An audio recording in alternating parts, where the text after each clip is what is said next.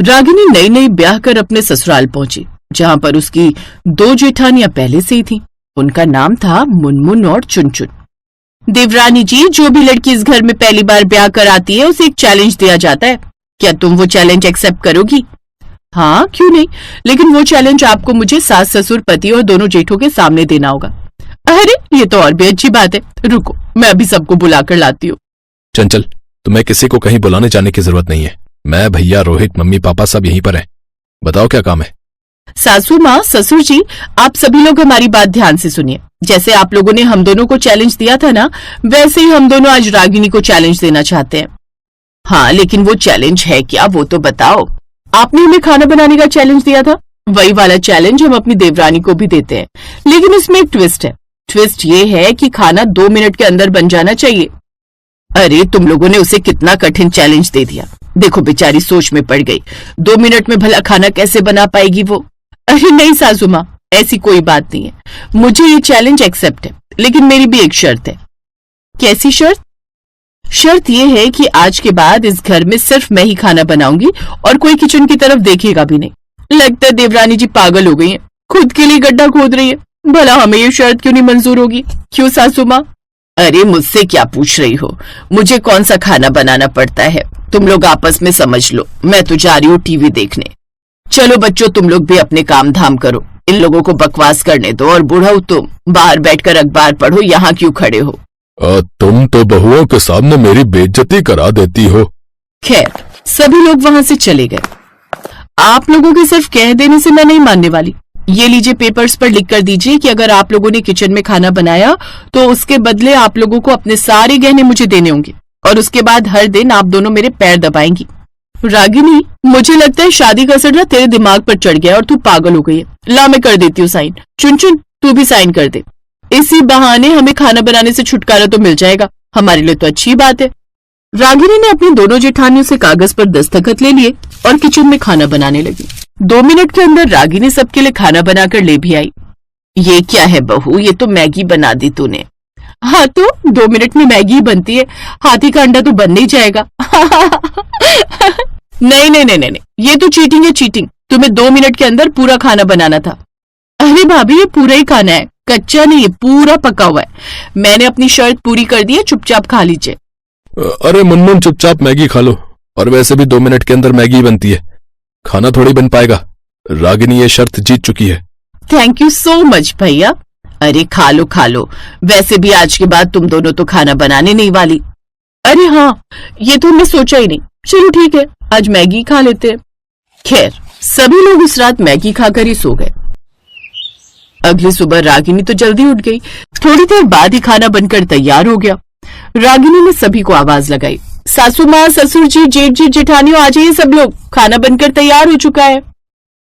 छोटी बहू तो बहुत फास्ट निकली, बड़ी जल्दी खाना बना लिया इसने। खैर, सभी लोग अपना काम धाम छोड़कर खाने की टेबल पर आ गए, लेकिन खाने में सिर्फ पास्ता था। बहू, ये क्या है? सासू माँ, मेरे ख्याल से तो इसे पास्ता कहते हैं, आपको पसंद नहीं है क्या? माँ, भी नाश्ते का टाइम है ना, तो बेचारी पास्ता ही बनाएगी। सुबह सुबह दाल चावल सब्जी रोटी थोड़ी बना देगी।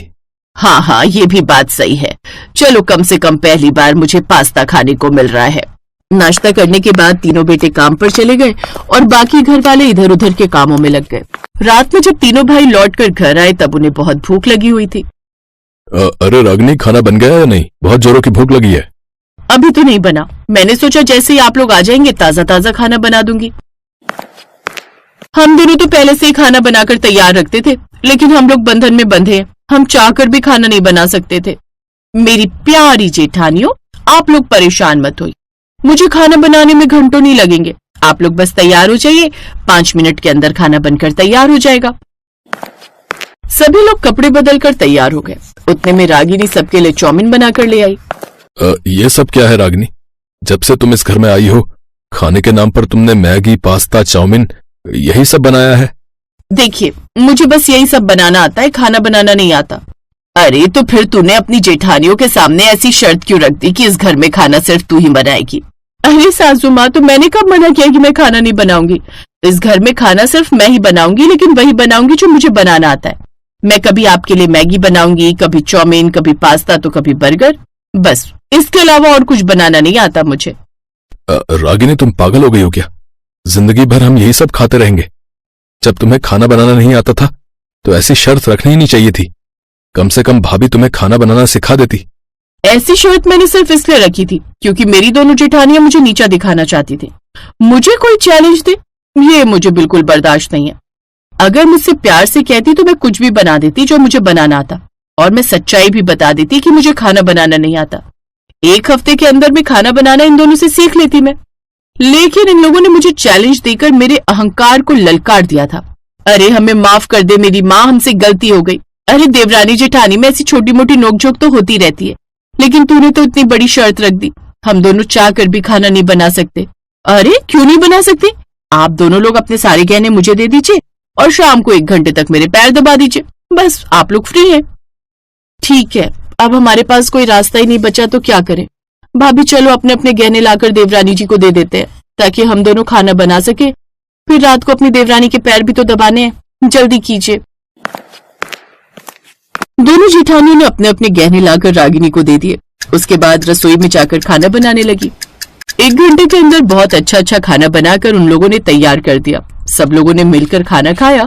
तभी रागिनी ने कहा, भाभी आप दोनों तो बहुत अच्छा खाना बना लेती हैं। थैंक यू रागिनी, वैसे तुम जल्दी जल्दी खाना खाओ क्योंकि हमें तुम्हारे पैर भी तो दबाने हैं। अरे नहीं भाभी, मैं इतनी भी बदतमीज नहीं हूँ कि अपनी दोनों जेठानियों से अपने पैर दबाने लगूंगी।